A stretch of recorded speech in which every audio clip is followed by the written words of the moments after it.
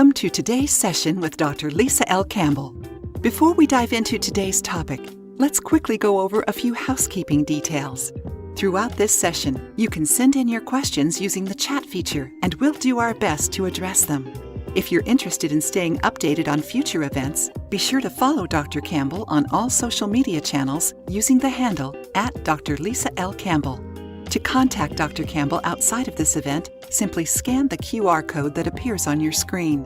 Without further ado, it's my pleasure to introduce our host, Dr. Lisa L. Campbell.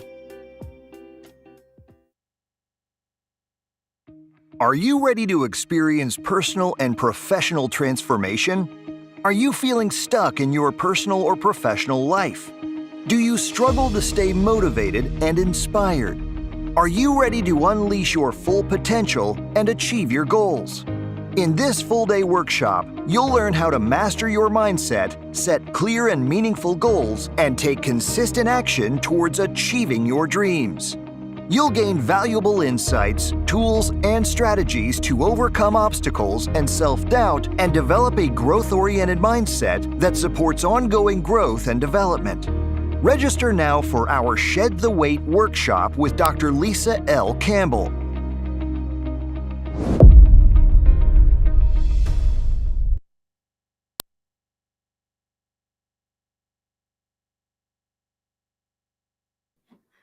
Hello, everyone. Welcome to another 30-minute growth session. Now, I know last week was about 45 minutes long, but based on the messages that I received, you really enjoyed it.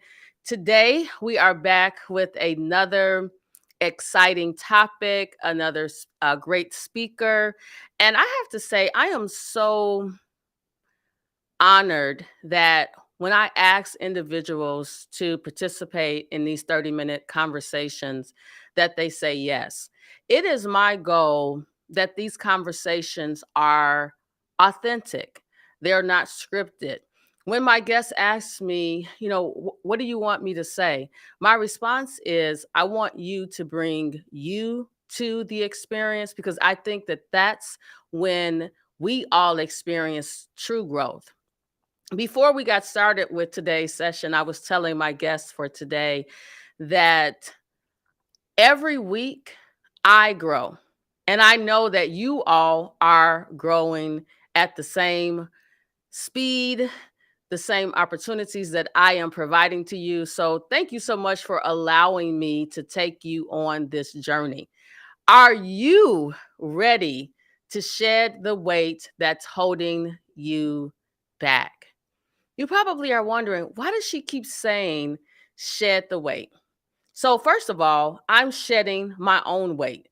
Yes, physical weight. That's been a adult battle, but really it's the mental weight that I'm shedding that's holding me back.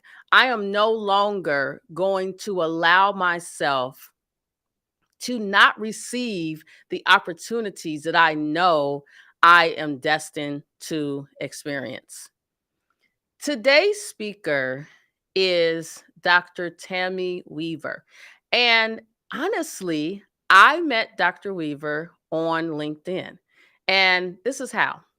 Dr. Weaver was in a doctoral program, and she was asking for participants for her research study. And as a professional who completed a doctoral journey, I know how challenging it could be to recruit participants. So I literally met her based on her post asking for support, participants for her study, and I just kept resharing the post. I kept emailing folks, inboxing folks like, hey, don't you want to participate in this study?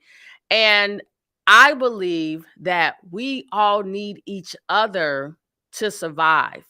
When I was on my doctoral journey, I spent days, nights, weeks crying. I felt all alone through most of that journey.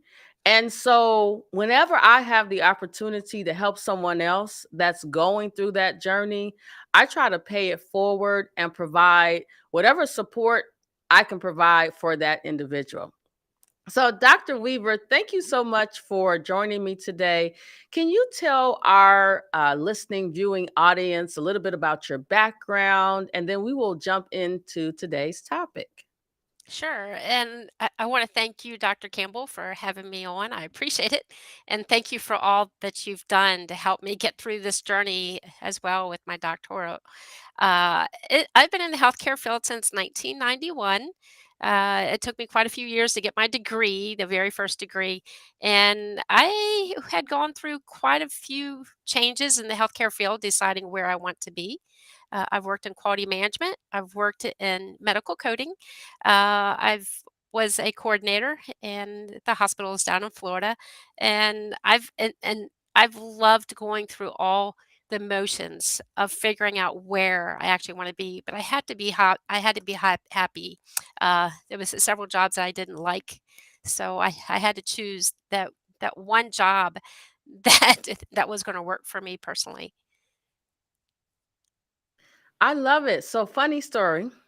You started in healthcare in 91. I started in 92. And the first school, and I'm getting like teary eyed. I think it's just menopause. It's just really causing me to shed more weight. But the first school that I went to was a for profit school. I saw a commercial that said in 6 short months, I could become a medical assistant. And without any research, I signed up. While I was doing my internship, they closed. And at the time, I was a new mom, was working at McDonald's as a manager, and I experienced a period of time where I was stuck. And prior to starting that program, prior to having my daughter, I was working at McDonald's as a manager, and I was on this constant growth process. I started as a cashier. After a few months, got promoted to a crew chief. After that, got promoted to a shift manager, a swing manager. So I just kept growing. And so when I went through that program in an effort to grow in a new space, I got stuck for a moment, but I learned a lot from that experience. And I literally carry that with me in my heart today. So today's topic is about a growth mindset. And you and I were chatting about how we get bored if we're not growing. And part of that is about learning faster than you're growing. Some people think it's like, oh, you just want to keep yourself busy. No, I want to keep flexing this mental muscle that I have because I believe if I don't use it, I'm going to lose it. It's like my voice. For a long time, I struggled to find my voice, and I have it and I'm not letting it go. I'm going to continue to build this muscle because it's where I have the greatest impact in the world. And no one can stop me from this mission that I'm on. I had gone through the same thing where I had to find my voice, where I was told many times that I would fail and that I was not qualified for a position, that this is not where you should be. And so I had to find my voice and say, this is where I'm going to be, whether it's here or whether it's there. And it's going to it's I I'm going to find that success. I was told by many superiors that I would not succeed, and I told them with total respect that if it's not here, it will be somewhere else, and I will succeed. So I had to be tenacious. I had to be persistent. I had to show some determination that that's where I was going to be, and if that department or that facility was not going to help me get to where I needed to be, I was going to move forward and willing to do that. Oh my god. I told you, every person I get on this camera with, we have either experienced some similar situations or we're helping each other. I'll tell you a funny story. I was teaching at a university. I had a doctorate degree, had been in healthcare for like 25 years at that point. And I said, I would like to teach the freshman health information management course. Historically, I was teaching either, coding, reimbursement, or could teach like the master's in healthcare administration, the bachelor's in healthcare administration.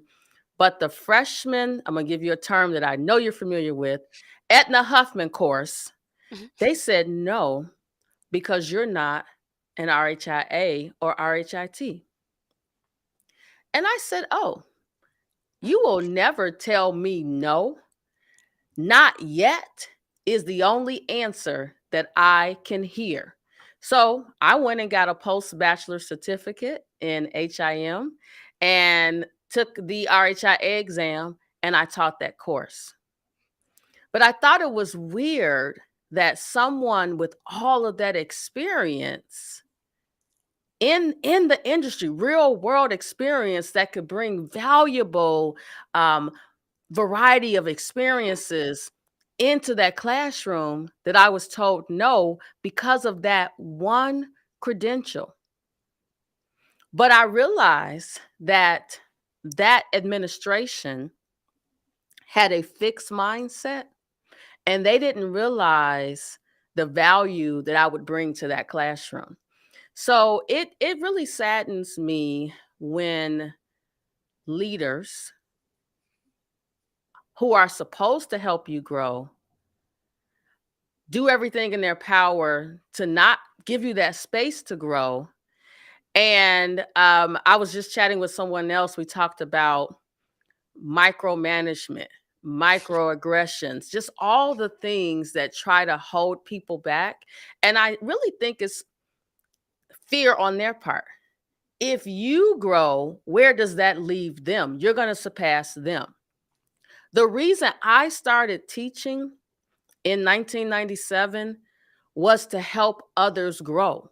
And what I was teaching them, I want them to be better at it than me, because that's when you leave a legacy behind, when you have that type of impact. And I didn't see it and don't see it as competition. I see it as helping improve the quality of life of those that I'm serving. And so I think leaders have to really rethink their process and be more of a servant leader, because that's, to me, when you have the greatest outcome with your workforce. I think my big concern is there are leaders, managers, directors that are in a position that they have not grown. And then they have an employee that comes in and is challenged and wants to move forward and wants to grow, and they do not want that. And that's where it holds you back. That I've had that happen to me where I was surpassing them, and I was very humble, worked hard, willing to take on any challenge that they gave me, but they were very intimidated and and had explained to me that I would not be promoted in any form or way. And I said, that's not really my goal. I want to learn more. And with the credentials, I did not have my CCS for a while. And they had told me you would not move forward until you get that credential. And that was fine. It was that was a challenge. So I went ahead and did that, but I chose not to go up higher to a higher level in coding, especially inpatient coding.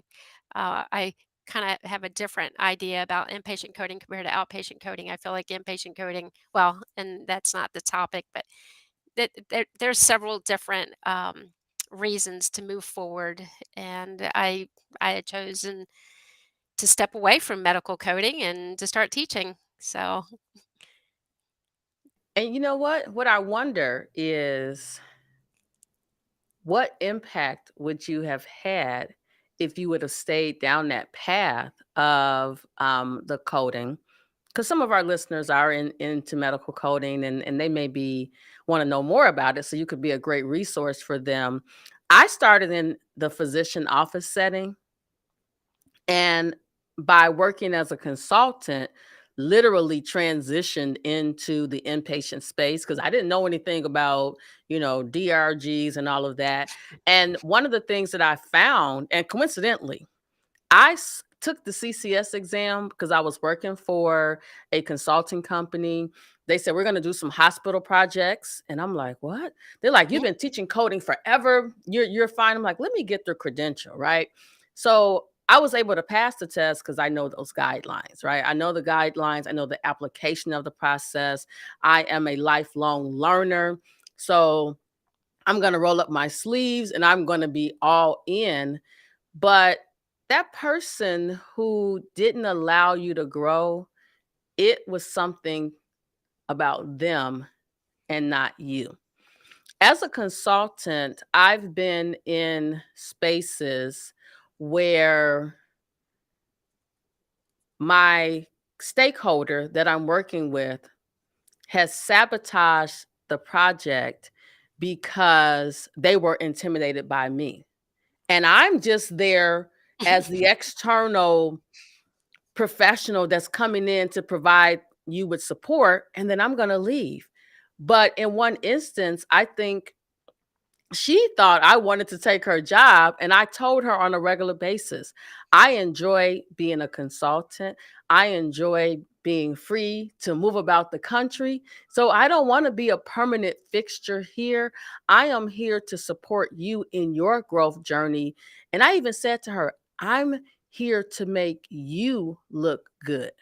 Yes. And I think oftentimes people have this perception that, because we have the doctorate degree, that we think that we are better than everybody else. And I will tell anyone, I'm a girl from the south side of Chicago with humble beginnings.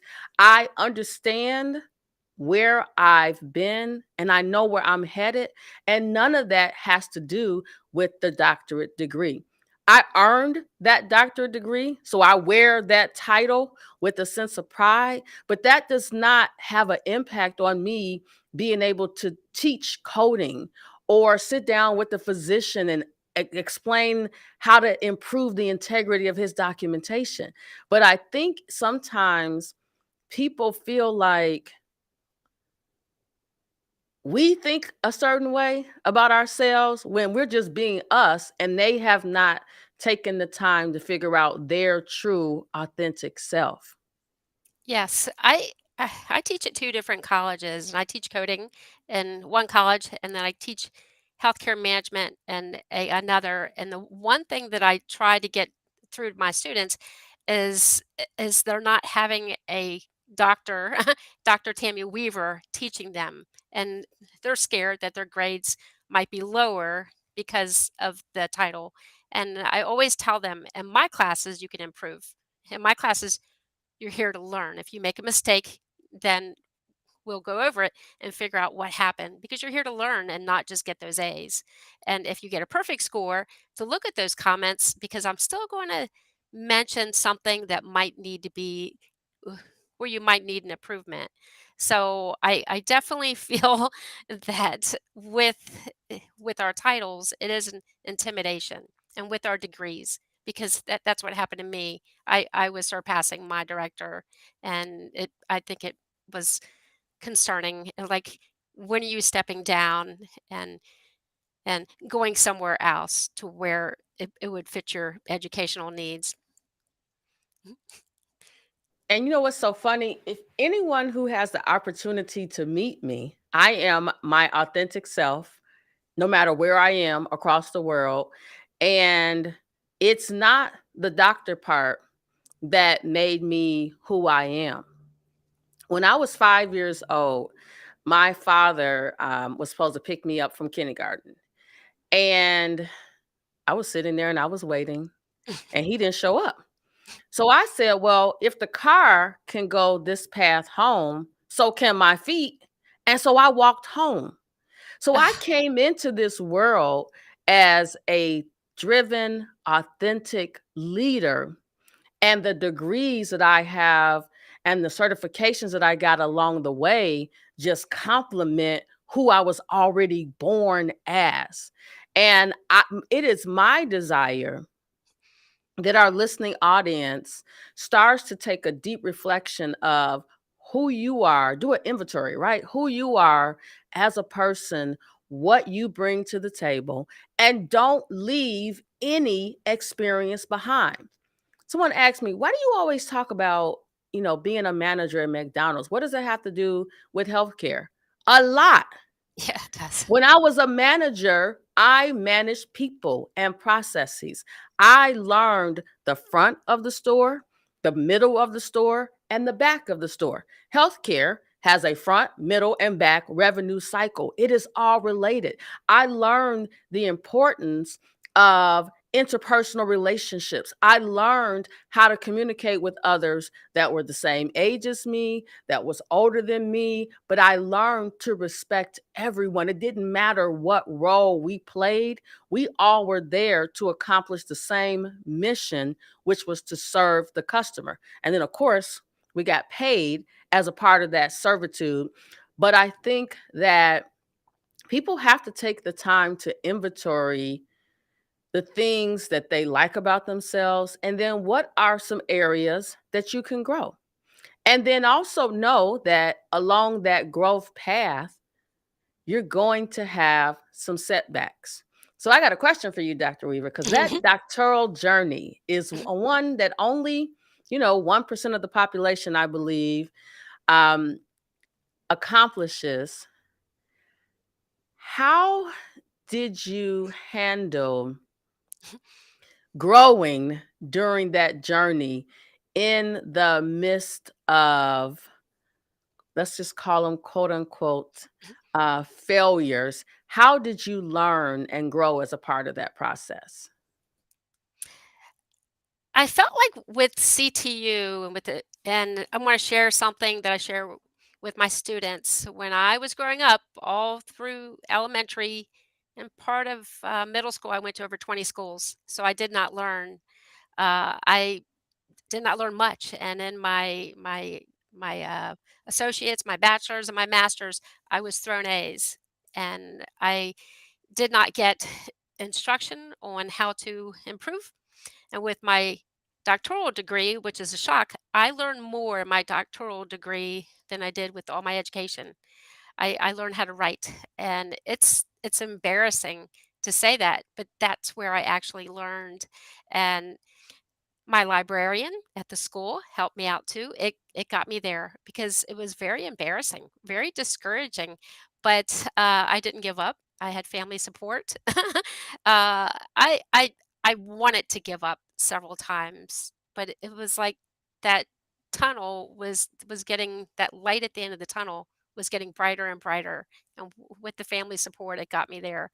It definitely was a difficult journey getting there, but I learned so much, and just being comfortable with people and having to present. And I've been presenting at the school for quite some time and Zoom chats and things like that. And I love being real like you are. And I'm a little nervous. I don't know if anybody noticed it, but being real with my students and telling them how I got here, and that hard work is where you're going uh, to benefit in your career than me just handing you A's. So you need to earn it, and I think it's been my journey just getting there. It has not been an easy journey, but I'm happy to be where I'm at today. Oh, you know what? I thank you so much for sharing that, because I think a lot of times people look at who you are right now and don't understand the journey that you had to go through. I know that many of you may be saying, well, in your journey, you don't have family support. Guess what? Support doesn't have to come from people who you are related to by blood. Everybody needs community. And that community does not mean that the person is related to you. I experienced something traumatic in my master's program. I wrote a paper after getting decent grades in my bachelor's program, and the instructor said, "I don't know how you made it to graduate school because you are a horrible writer." Now, as I look back on that, um, I said that was a really crappy response to give to a learner. But as I reflect on that, it makes me be more aware of when I'm communicating with my students, and my students will tell you I'm tough on them. And I'm tough on them because I want them to be prepared for the real world. The real world is not all rosy, right? The real world is tough. Healthcare is a highly regulated environment. And so I want them to be successful. But at that moment, I could have done one or two things. I could have just said, well, I guess I'm not going to be able to finish this master's program or get help. And I went to the writing center, and what the writing center professional said, "No, you're a good writer. You just need to do a better job of organizing your thoughts." And no one had sat down and told me that, because I had gotten A's in my undergraduate program where honestly we did a lot of presentations. So I could put together a PowerPoint presentation and stand in front of the class and present it. But when it came to writing the paper and putting the thoughts in the right order, I struggled with that and didn't even know that that was something that I struggled with. And even today, I have PTSD from that experience. Every time I have to write something, I procrastinate a little bit because I want to make sure it's the best. My new book, Grow With Me, is out August 5th. And my publisher said to me, okay, turn in. This was, when we were working on the dress. Okay, turn it in because and we need to review it. And I was holding on to it because I was trying to make it perfect. And I came to the realization, or I should say, I reminded myself, you're not perfect. If there is an error in the book, you'll live with it. But my publisher said, trust me, your writing is fine, but I have that PTSD from that experience. But then also that doctoral journey, writing the dissertation, version 1000. After that, it takes a toll on you mentally. So, I like to share this because people, again, they look at you and they think that you had it easy, and I didn't. I grew up Chicago public schools where I think the education was appropriate for what they knew, what they thought we needed. But as an adult, I feel like there's a lot more that I could have been given, but I'm not going to allow the past to hinder my future. So I seek opportunities to learn. I do a lot of reading. My husband probably says every day a book shows up at our house because I'm always reading and learning, because every time I read something, I can apply it, in my life. And I love it. I absolutely love it. You So, mentioned so many things. Wow. Uh, did you want to say something, Dr. Weaver? well, you've mentioned so many things about uh, it- just about reading, and with my students, the one thing that I've had a problem with past instructors is they're not willing to work with you personally and to show you where you went wrong, and they're moving you forward. They're giving you that F, or you give them that D. And yes, I did not pass 2 classes in my doctoral degree. I dropped out. And so I did not learn from those instructors. And for someone just to sit with you, and I tell every one of my students, I will do a Zoom chat with you, and I will go over everything with you. We will do this together. You can pass. Every one of my students should get an A, but you're going to work for it. So I just think your stories are just amazing. And Well, it looks like we are at the 30-minute mark. So I try to keep these sessions at 30 minutes. But I really want to just, again, thank you for coming on to have an authentic conversation about growth, learning from those experiences, right, that made you stronger. So, are there any final comments that you want to say to our listening audience? I would say just be persistent with your journey and have some determination. Don't give up. Keep moving forward. Have some tenacity. Never, never, never give up, and you will make it. And find a mentor. You definitely need to find a mentor, whether it's your classmate or a family member or a friend. Oh, mentorship is so very important. I say community, right? Because Yes. as an entrepreneur, for a very long time, I felt alone until I got with a community.